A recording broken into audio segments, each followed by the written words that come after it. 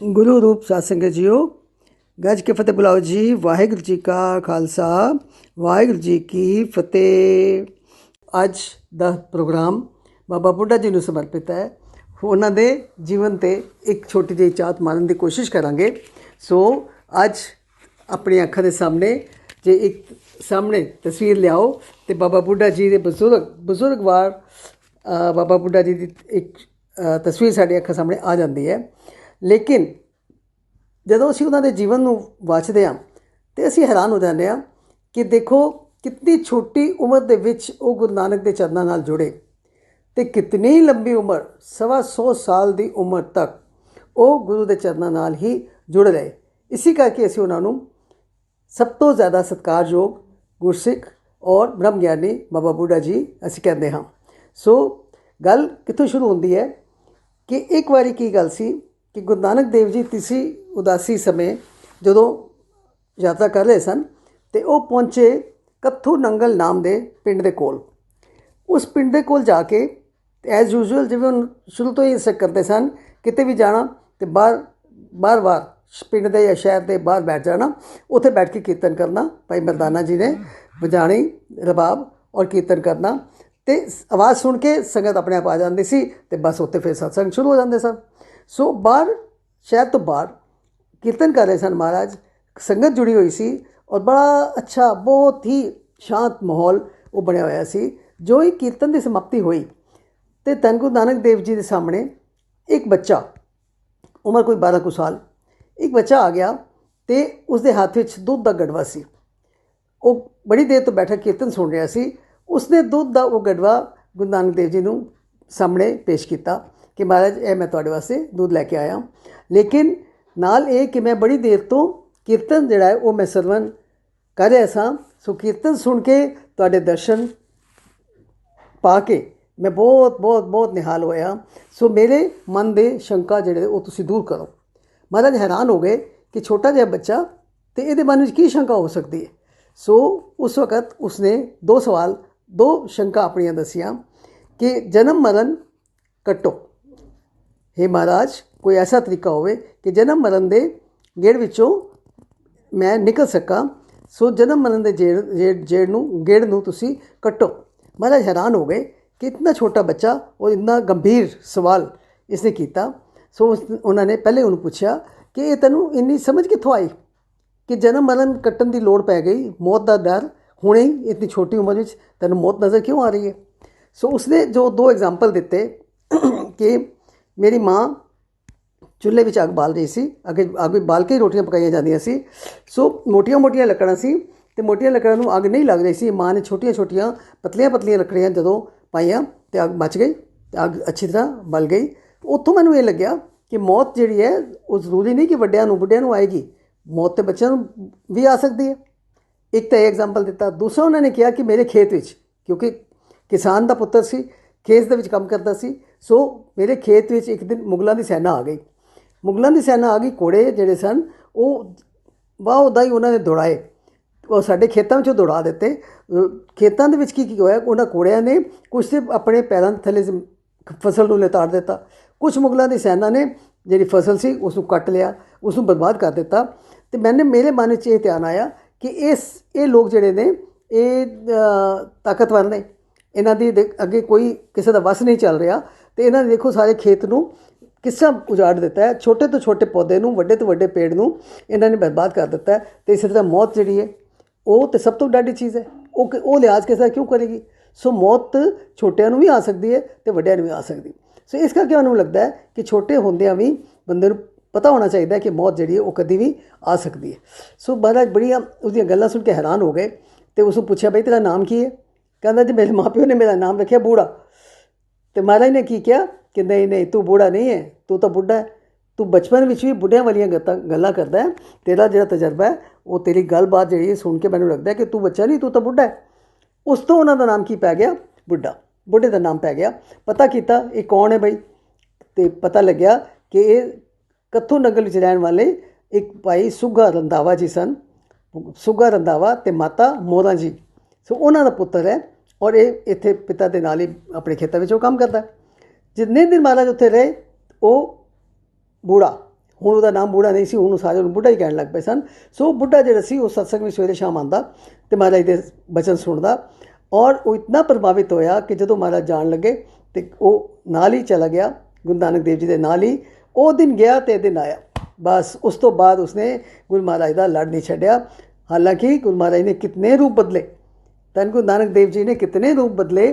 ਗੁਰੂ ਅੰਗਦ ਦੇਵ ਜੀ ਆਏ, ਗੁਰੂ ਅਮਰਦਾਸ ਜੀ ਆਏ, ਗੁਰੂ ਰਾਮਦਾਸ ਜੀ ਆਏ, ਗੁਰੂ ਅਰਜਨ ਦੇਵ ਜੀ ਆਏ, ਗੁਰੂ ਹਰਗੋਬਿੰਦ ਸਾਹਿਬ ਆਏ, ਅਤੇ ਗੁਰੂ ਹਰਿਰਾਏ ਸਾਹਿਬ ਦਾ ਵੀ ਜਨਮ ਹੋ ਚੁੱਕਾ ਸੀ, ਹਾਲਾਂਕਿ ਗੁਰੂ ਨਹੀਂ ਬਣ ਸਨ।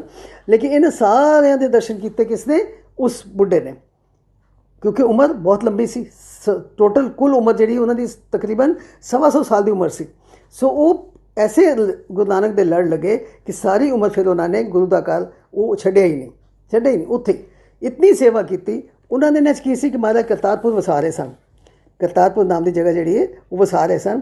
ਸੋ ਉੱਥੇ ਬੜਾ ਅੱਛਾ ਮਾਹੌਲ ਸੀ, ਬੜਾ ਧਾਰਮਿਕ ਮਾਹੌਲ ਸੀ। ਲੋਕ ਸਵੇਰੇ ਸ਼ਾਮ ਆਪਣਾ ਕਥਾ ਕੀਰਤਨ ਸੁਣਦੇ, ਦਿਹਾੜੀ ਆਪਣੀ ਮਿਹਨਤ ਕਰਦੇ, ਖੇਤਾਂ ਵਿੱਚ ਕੰਮ ਕਰਦੇ, ਆਪਸ ਵਿੱਚ ਪ੍ਰੇਮ ਪਿਆਰ ਸੀ, ਬੜਾ ਅੱਛਾ। ਔਰ ਸੇਵਾ ਦਾ ਬੜਾ ਮਾਹੌਲ ਸੀ। ਜਿਹੜੀ ਵੀ ਸੰਗਤ ਦੂਰੋਂ ਆਉਂਦੀ ਉਹ ਬੜੇ ਪਿਆਰ ਨਾਲ ਉੱਥੇ ਸੇਵਾ ਕਰਦੀ।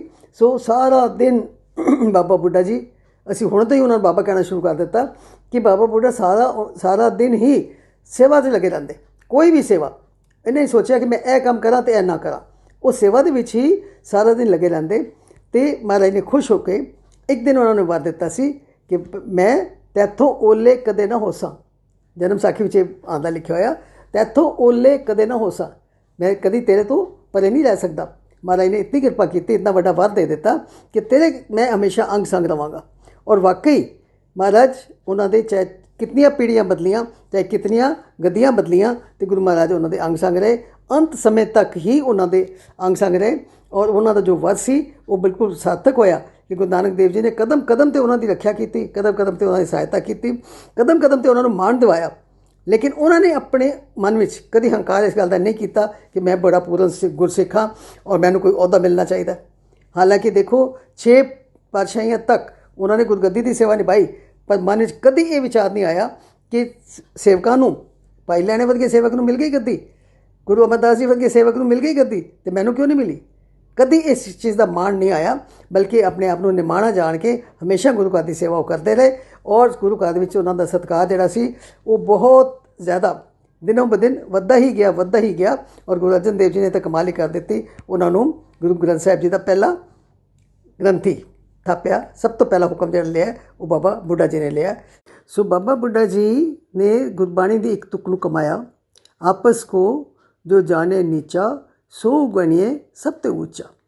ਉਹਨਾਂ ਨੇ ਆਪਣੇ ਆਪ ਨੂੰ ਹਮੇਸ਼ਾ ਹੀ ਸੇਵਕ ਸਮਝਿਆ, ਆਪਣੇ ਆਪ ਨੂੰ ਹਮੇਸ਼ਾ ਨਿਮਾਣਾ ਸਮਝਿਆ, ਨੀਵਾਂ ਸਮਝਿਆ। ਔਰ ਇਸੇ ਦਾ ਇਹ ਫਲ ਸੀ ਸਾਰੇ ਗੁਰੂ ਸਾਹਿਬਾਨ ਨੇ ਉਹਨਾਂ ਨੂੰ ਬਹੁਤ ਉੱਚਾ ਦਰਜਾ ਦਿੱਤਾ। ਉਹਨਾਂ ਦੀ ਗੱਲ ਨੂੰ ਕੋਈ ਮੋੜਦਾ ਨਹੀਂ ਸੀ। ਸਾਰੇ ਗੁਰੂ ਸਾਹਿਬਾਨ ਨੇ ਪੂਰਾ ਸਤਿਕਾਰ ਬਾਬਾ ਬੁੱਢਾ ਜੀ ਦਾ ਕੀਤਾ। ਹਾਲਾਂਕਿ ਸਤਿਕਾਰ ਤਾਂ ਉਹਨਾਂ ਦੇ ਗੁਣਾਂ ਕਰਕੇ ਹੀ ਸੀ।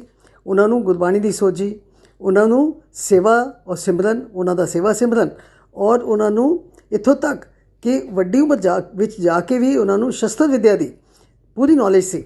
ਧੰਨ ਗੁਰੂ ਹਰਗੋਬਿੰਦ ਸਾਹਿਬ ਜੀ ਨੂੰ ਬਚਪਨ ਵਿੱਚ ਹੀ ਸ਼ਸਤਰ ਵਿੱਦਿਆ ਦਿੱਤੀ ਬਾਬਾ ਬੁੱਢਾ ਜੀ ਨੇ। ਹਾਲਾਂਕਿ ਬਾਬਾ ਬੁੱਢਾ ਜੀ ਉਸ ਵਕਤ ਕਾਫੀ ਬਜ਼ੁਰਗ ਹੋ ਚੁੱਕੇ ਸਨ, ਪਰ ਫਿਰ ਵੀ ਸ਼ਸਤਰ ਵਿੱਦਿਆ ਵਿੱਚ ਉਹ ਨਿਪੁੰਨ ਸਨ। ਸੋ ਉਹਨਾਂ ਦੀ ਗੁਰਬਾਣੀ, ਉਹਨਾਂ ਦਾ ਪਿਆਰ, ਉਹਨਾਂ ਦੀ ਸੇਵਾ, ਉਹਨਾਂ ਦੀ ਸ਼ਸਤਰ ਵਿੱਦਿਆ, ਉਹਨਾਂ ਦੇ ਸਾਰੇ ਗੁਣਾਂ ਨੇ ਉਹਨਾਂ ਨੂੰ ਅਤੀ ਸਤਿਕਾਰਯੋਗ ਬਣਾ ਦਿੱਤਾ। ਔਰ ਸੰਗਤ ਦੇ ਵਿੱਚ ਉਹਨਾਂ ਦਾ ਇੰਨਾ ਸਤਿਕਾਰ ਸੀ ਕਿ ਕਦੀ ਵੀ ਕੋਈ ਪ੍ਰੋਬਲਮ ਆ ਜਾਏ ਅਤੇ ਸੰਗਤ ਉਹਨਾਂ ਨੂੰ ਅਪਰੋਚ ਕਰਦੀ ਸੀ ਕਿ ਬਾਬਾ ਜੀ, ਬਾਬਾ ਬੁੱਢਾ ਜੀ, ਹੁਣ ਕੁਛ ਇਸ ਦਾ ਹੱਲ ਕਰੋ। ਇੱਕ ਵਾਰੀ ਕੀ ਹੋਇਆ ਕਿ ਧੰਨ ਗੁਰੂ ਅੰਗਦ ਦੇਵ ਜੀ ਮਹਾਰਾਜ ਖਡੂਰ ਸਾਹਿਬ ਵਿੱਚ ਨਿਵਾਸ ਕਰਦੇ ਸਨ। ਉੱਥੇ ਜਦੋਂ ਇਹ ਫੈਸਲਾ ਹੋ ਗਿਆ ਕਿ ਅਗਲੀ ਗੱਦੀ ਜਿਹੜੀ ਹੈ ਉਹ ਕਿਸ ਨੂੰ ਮਿਲਣੀ ਹੈ? ਗੁਰੂ ਅਮਰਦਾਸ ਜੀ ਨੂੰ। ਸੋ ਉਹਨਾਂ ਦੀ ਗੁਰਗੱਦੀ ਦੀ ਬਖਸ਼ਿਸ਼ ਜਦੋਂ ਹੋਈ ਅਤੇ ਗੁਰੂ ਅੰਗਦ ਦੇਵ ਜੀ ਦੇ ਪੁੱਤਰਾਂ ਨੇ, ਦਾਸੂ ਜੀ ਅਤੇ ਦਾਤੂ ਜੀ ਨੇ ਬੜਾ ਰੋਸ ਮਨਾਇਆ। ਉਹਨਾਂ ਨੂੰ ਬੜਾ ਬੁਰਾ ਲੱਗਿਆ ਕਿ ਇਹ ਬਜ਼ੁਰਗ ਸਾਡੇ ਇੱਥੇ ਆ ਕੇ ਅਤੇ ਇਹਨਾਂ ਨੇ ਗੁਰਗੱਦੀ ਲੈ ਲਈ ਅਤੇ ਅਸੀਂ ਤਾਂ ਐਵੇਂ ਹੀ ਰਹਿ ਗਏ। ਉਹਨਾਂ ਨੂੰ ਬਹੁਤ ਹੀ ਈਰਖਾ, ਦੋਨੋਂ ਹੀ ਬਹੁਤ ਜ਼ਿਆਦਾ ਈਰਖਾ ਕਰਨ ਲੱਗ ਪਏ। ਸੋ ਗੁਰੂ ਮਹਾਰਾਜ ਫਿਰ ਉੱਥੋਂ ਖਡੂਰ ਸਾਹਿਬ ਤੋਂ ਗੋਇੰਦਵਾਲ ਸਾਹਿਬ ਆ ਗਏ ਔਰ ਕੋਸ਼ਿਸ਼ ਇਹੀ ਕੀਤੀ ਕਿ ਈਰਖਾ ਨਾ ਵਧੇ। ਲੇਕਿਨ ਇੱਕ ਦਿਨ ਬੜੇ ਗੁੱਸੇ ਵਿੱਚ ਭਾਈ ਦਾਤੂ ਜੀ ਆਏ ਅਤੇ ਦੇਖਿਆ ਸੰਗਤ ਵਿੱਚ ਬੜੀ ਚੜ੍ਹਦੀ ਕਲਾ ਹੈ, ਮਹਾਰਾਜ ਦੀ ਬੜੀ, ਗੁਰੂ ਅਮਰਦਾਸ ਜੀ ਦੀ ਬੜੀ ਹੀ ਰੌਣਕਾਂ ਨੇ, ਬੜੀ ਚੜ੍ਹਦੀ ਕਲਾ ਹੈ, ਬੜੀ ਸੰਗਤ ਦੇ ਵਿੱਚ ਉਹਨਾਂ ਦਾ ਸਤਿਕਾਰ ਹੈ। ਉਹ ਸੰਗਤ ਦੇ ਵਿੱਚ ਬੈਠਿਆਂ ਹੀ ਉਹਨਾਂ ਨੇ ਆ ਕੇ ਅਤੇ ਗੁਰੂ ਅਮਰਦਾਸ ਜੀ ਨੂੰ ਲੱਤ ਕੱਢ ਮਾਰੀ। ਗੁਰੂ ਅਮਰਦਾਸ ਜੀ ਨੇ ਗੁੱਸਾ ਨਹੀਂ ਕੀਤਾ, ਬਲਕਿ ਅੱਗੋਂ ਕਿਹਾ ਕਿ ਤੁਸੀਂ ਗੁਰੂ ਪੁੱਤਰ ਹੋ, मैं तुहाडा सत्कार करदा ते मैं बजुर्ग हो गया, वड्डा हो गया, मेरियां हड्डियां सख्त हो गईयां ने, तुसीं जवान हो, तुहाडे पैरां नूं, कोमल पैरां नूं किते चोट तां नहीं लगी। उन्होंने बल्कि इस तरीके नाल निमरता दे नाल जवाब दिता। बड़ा शर्मिंदा हो गया तो संगत ने भी बड़ी शर्मिंदा किया तो उन्होंने उत्थों पहुँचा दिता। खैर कुछ समा पा के की होया कि एक बारी गुरु अमरदास जी गोइंदवाल साहब तो चुपचाप किते चले गए, संगत नूं नहीं दस्या। कुछ दिन तक संगत नूं दर्शन नहीं हुए तो संगत बड़ी व्याकुल हो गई कि गुरु महाराज पता नहीं कित्थे चले गए। तो उन्होंने दिनों बाबा बुड्ढा जी अपने पिंड गए हुए सी कुछ दिन वास्ते। वो जब पिंड तो वापस आए तो उन्होंने देखा कि महाराज है नहीं और संगत भी बड़ी परेशान है तो किसी को पता भी नहीं कि महाराज कित्थे गए ने। सो सब ने कहा बाबा जी ये हल तुसीं ही कढ़ सकते हो। और बाबा जी वाकई इतने इंटैलीजेंट सन कि वो सारा हालात देख के तो फौरन उसका कोई ना कोई हल कढ़ लेंदे सन कि महाराज नूं हुण कित्थों लभ्या जाए। उस महाराज नूं ढूंढण वास्ते, महाराज दे कोल पहुंचण वास्ते उन्होंने घोड़ी की सहायता ली कि जिस घोड़ी ते गुरु महाराज बैठ के गए सन उस घोड़ी दे अगे बेनती करके उस घोड़ी नूं अगे लगा के ते संगत पिछे लगा के कि जिथे ये महाराज छोड़ के आई है घोड़ी ये उत्थे सानूं लै जाएगी। और वाकई ठीक होया कि वो घोड़ी जाके उत्थे रुकी जिथे वो गुरु महाराज नूं, गुरु अमरदास जी नूं छोड़ के आई सी। सो पता लग गया कि महाराज इत्थे बैठे ने और सचमुच ही उत्थे कमरे के बाहर दरवाज़ा बंद सी और बाहर लिखा होया सी कि जो इस दरवाजे नूं खोलेगा वो साडा सिख नहीं होएगा। सारी संगत बड़ी परेशान कि हुण पता तो लग गया कि महाराज अंदर है ने, लेकिन ये उन्होंने हुक्म नूं हुक्म अदूली कौन करे। जे लिखा होया कि दरवाज़ा जो खोलेगा वो सिख नहीं होएगा तो दरवाज़ा तो असीं नहीं खोलना। बाबा बुड्ढा जी ने जुकर लड़ाई। बाबा जी कहते कोई गल नहीं, पिछले दे पासों जाके उस कमरे नूं पिछली दीवार विचों सन ला दित्ती।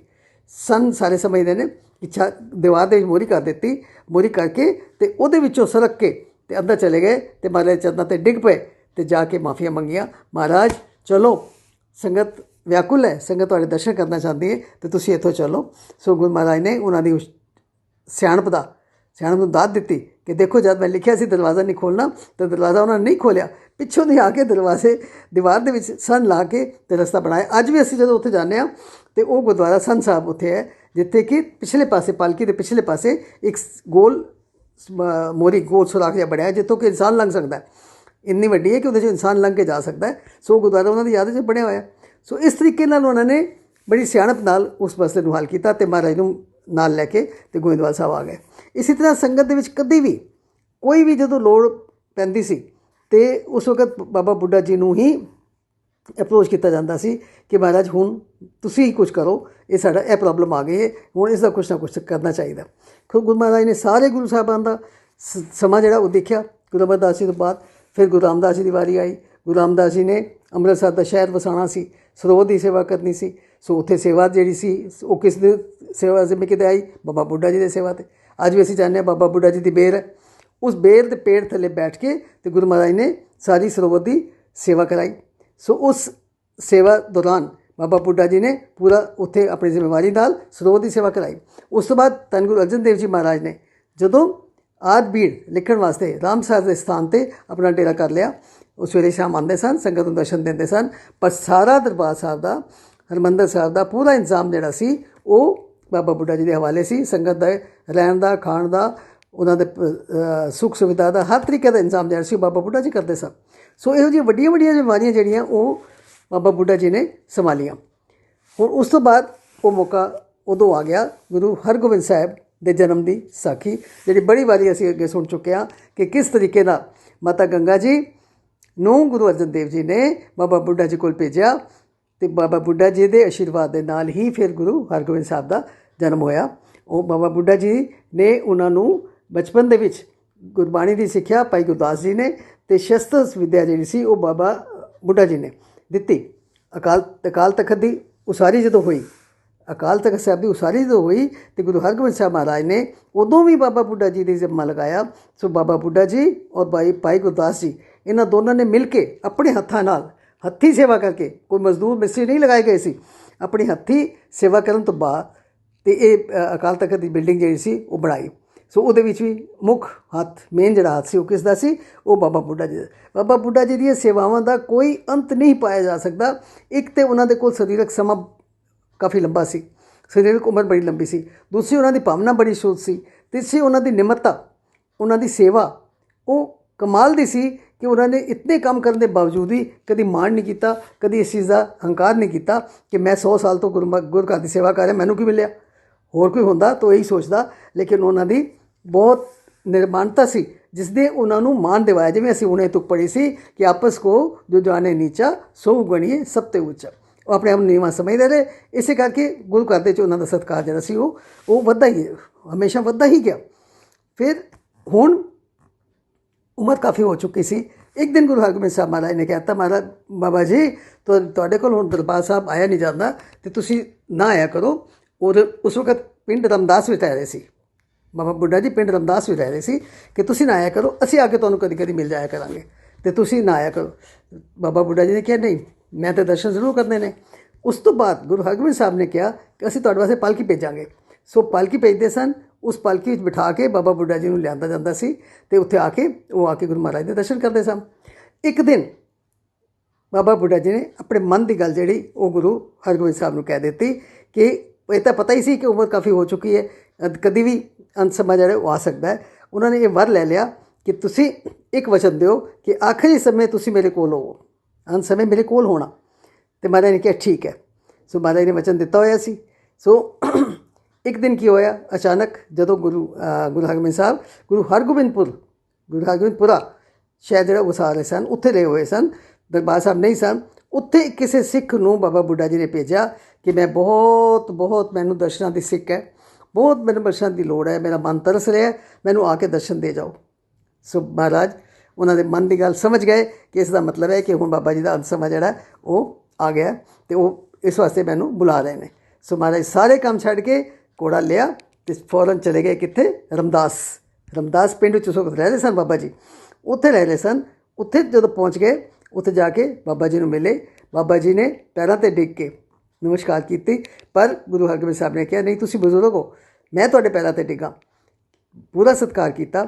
ਉਹਨਾਂ ਦੇ ਘਰ ਹੀ ਠਹਿਰੇ, ਉੱਥੇ ਪ੍ਰਸ਼ਾਦਾ ਛਕਿਆ, ਉੱਥੇ ਰਾਤ ਰਹੇ। ਸਵੇਰੇ ਉੱਠ ਕੇ ਮਹਾਰਾਜ ਨੇ ਉਹਨਾਂ ਦੇ ਘਰ ਵਿੱਚ ਹੀ ਇਸ਼ਨਾਨ ਕੀਤਾ ਅਤੇ ਜਪਜੀ ਸਾਹਿਬ ਦਾ ਪਾਠ ਕੀਤਾ ਅਤੇ ਬਾਬਾ ਬੁੱਢਾ ਜੀ ਦੇ ਕੋਲ ਬੈਠ ਕੇ ਬਿਲਕੁਲ ਜਪਜੀ ਸਾਹਿਬ ਦਾ ਪਾਠ ਕਰ ਰਹੇ ਸਨ। ਜਿਉਂ ਹੀ ਜਪਜੀ ਸਾਹਿਬ ਦੇ ਪਾਠ ਦੀ ਸਮਾਪਤੀ ਹੋਈ ਅਤੇ ਬਾਬਾ ਬੁੱਢਾ ਜੀ ਪਰਲੋਕ ਪਿਆਨਾ ਕਰ ਗਏ। ਸੋ ਉਸ ਵਕਤ ਇਤਨੀ ਸੰਗਤ ਉੱਥੇ ਗਈ, ਰਮਦਾਸ ਦੇ ਵਿੱਚ ਇਤਨੀ ਸੰਗਤ, ਇਤਨੀ ਭੀੜ, ਜਿਹੜੀ ਕਿ ਬਾਬਾ ਬੁੱਢਾ ਜੀ ਦੇ ਸੰਸਕਾਰ ਵਾਸਤੇ ਉੱਥੇ ਪਹੁੰਚੀ। ਸੋ ਬਹੁਤ ਸੋਹਣਾ ਦੀਵਾਨ ਬਣਾਇਆ ਗਿਆ। ਔਰ ਉਸ ਵਕਤ ਮੋਢਾ ਦੇਣ ਵਾਲੇ ਕੌਣ ਸਨ?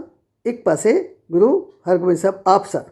ਉਹਨਾਂ ਨੂੰ ਮੋਢਾ ਦੇਣ ਵਾਸਤੇ ਮਹਾਰਾਜ ਨੇ ਆਪ ਮੋਢਾ ਦਿੱਤਾ, ਆਪਣੇ ਹੱਥਾਂ ਨਾਲ ਸੰਸਕਾਰ ਕੀਤਾ। ਇਸ ਤਰ੍ਹਾਂ ਪੂਰੇ ਸਤਿਕਾਰ ਦੇ ਨਾਲ ਉਹਨਾਂ ਨੂੰ ਇਸ ਦੁਨੀਆ ਤੋਂ ਵਿਦਾ ਕੀਤਾ। ਉਹਨਾਂ ਦੀਆਂ ਸੇਵਾਵਾਂ ਦੀ, ਉਹਨਾਂ ਦੀ ਨਿਰਮਾਨਤਾ ਦੀ, ਉਹਨਾਂ ਦੀਆਂ ਕਥਾਵਾਂ ਕਦੀ ਮੁੱਕਣੀਆਂ ਹੀ ਨਹੀਂ। ਬਾਬਾ ਬੁੱਢਾ ਜੀ ਦੀਆਂ ਬਹੁਤ ਸਾਖੀਆਂ ਨੇ। ਜਿੰਨੀਆਂ ਸਾਖੀਆਂ ਕਰਦੇ ਰਹੋ ਉਨੀਆਂ ਹੀ ਥੋੜ੍ਹੀਆਂ ਨੇ। ਸੋ 10-15 ਮਿੰਟਾਂ ਵਿੱਚ ਅਸੀਂ ਬਹੁਤੀ ਗੱਲ ਨਹੀਂ ਕਰ ਸਕਦੇ, ਲੇਕਿਨ ਸਾਡਾ ਸਿਰ ਮਸਤਕ ਸਾਡਾ ਝੁਕ ਜਾਂਦਾ ਹੈ ਇਹੋ ਜਿਹੇ ਗੁਰਸਿੱਖ ਵਾਸਤੇ, ਕਿ ਜਿਹੜਾ ਗੁਰਸਿੱਖ ਜਿਹੜਾ ਹੈ, ਜਿਹਦੇ ਵਾਸਤੇ ਅਸੀਂ ਪਹਿਲੇ ਸ਼ੁਰੂ ਵਿੱਚ ਕੀ ਪੜ੍ਹਿਆ ਸੀ ਕਿ ਹਮ ਪਾਪੀ ਵੀ ਗਤ ਪਾਏ। ਇਹੋ ਜਿਹੇ ਗੁਰਸਿੱਖਾਂ ਦੀ ਤੂੜ ਜੇ ਸਾਨੂੰ ਵੀ ਮਿਲ ਜਾਏ ਤਾਂ ਅਸੀਂ ਵੀ, ਸਾਡਾ ਵੀ ਕਲਿਆਣ ਹੋ ਜਾਏ। ਸੋ ਉਹਨਾਂ ਦੇ ਜੀਵਨ ਤੋਂ ਪ੍ਰੇਰਨਾ ਲੈਣੀ, ਉਹਨਾਂ ਦੇ ਜੀਵਨ ਤੋਂ ਗੁਰਬਾਣੀ ਸਿੱਖਣੀ, ਉਹਨਾਂ ਦੇ ਜੀਵਨ ਤੋਂ ਨਿਰਮਾਨਤਾ ਸਿੱਖਣੀ, ਸੇਵਾ ਸਿੱਖਣੀ, ਕੁਛ ਨਾ ਕੁਛ ਸਿੱਖਣਾ। ਜੇ ਸਿੱਖਾਂਗੇ ਤਾਂ ਤਾਂ ਹੀ ਸਾਡਾ ਜੀਵਨ ਸਫਲ ਹੋਏਗਾ। ਸੋ ਅੱਜ ਦੇ ਪ੍ਰੋਗਰਾਮ ਦੀ ਇੱਥੇ ਸਮਾਪਤੀ ਹੈ ਜੀ। ਭੁੱਲਾਂ ਚੁੱਕਾਂ ਦੀ ਖਿਮਾ। ਵਾਹਿਗੁਰੂ ਜੀ ਕਾ ਖਾਲਸਾ, ਵਾਹਿਗੁਰੂ ਜੀ ਕੀ ਫਤਿਹ।